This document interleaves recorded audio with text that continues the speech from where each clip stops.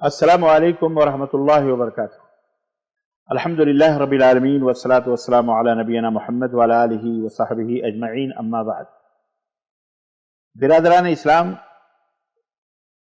نوجوان دوستوں اور بھائیوں اور پردہ نشین ماؤں اور بہنوں، آج سعودی عرب میں شہر حائل سے میں آپ سے مخاطب ہوں۔ آج آپ کی خدمت میں رمضان المبارک کے روزے سے متعلق چند مسائل، چند احکام لے کر کے حاضر ہوا ہوں۔ چند سوالات ہیں احباب کے، دوستوں کے، آپ سب کے۔ میں انشاءاللہ تعالیٰ قرآن و سنت کی روشنی میں ان کے جوابات دینے کی کوشش کر رہا ہوں۔ اللہ عز و جل سے دعا ہے کہ اللہ تعالیٰ ہمیں کہنے اور سننے سے زیادہ عمل کرنے کی توفیق عطا فرمائے۔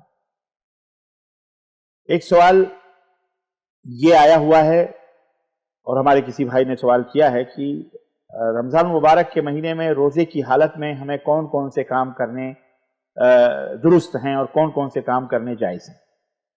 اس سلسلے میں چند معلومات آپ حضرات کی خدمت میں رکھ رہا ہوں۔ نمبر ایک، رمضان مبارک میں روزے کی حالت میں یا عام روزے کی حالت میں بھی، صرف رمضان ہی نہیں بلکہ عام روزے کی حالت میں، مثال کے طور پر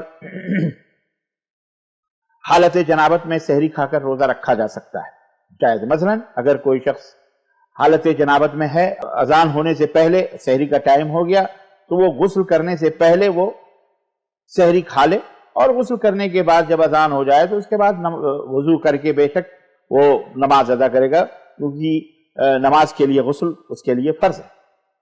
حضرت عائشہ رضی اللہ تعالی عنہ فرماتی ہیں کہ رسول اللہ صلی اللہ علیہ وسلم کو بعض دفعہ اس طرح فجر ہوتی کہ آپ ہم بستری کرنے کی وجہ سے جنبی ہوتے، ہم بستری کرنے کی وجہ سے آپ